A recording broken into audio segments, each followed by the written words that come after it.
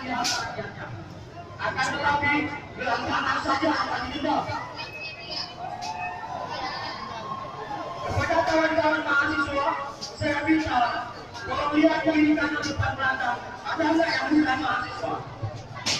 Yang saya ada kawan-kawan rasa itu merasa bukan mahasiswa, maka keluar dari diri saya. Yang merasa bukan mahasiswa, barulah tidak sama mahasiswa. Yang merasa bukan mahasiswa,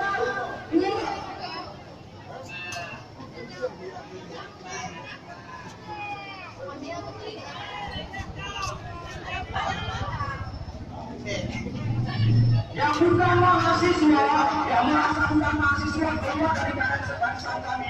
Aku kami ingat apa yang wajib.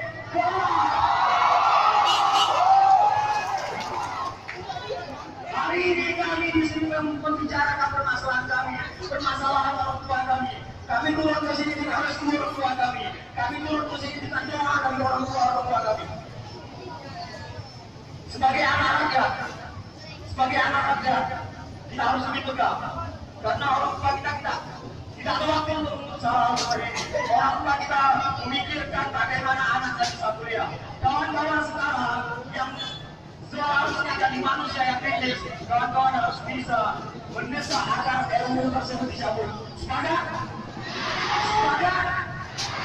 Baca hari ini Bunda relakan kehadiran kami untuk membebaskan rakyat, untuk membebaskan Indonesia dari RUU Amsat yang dibuat oleh Barat.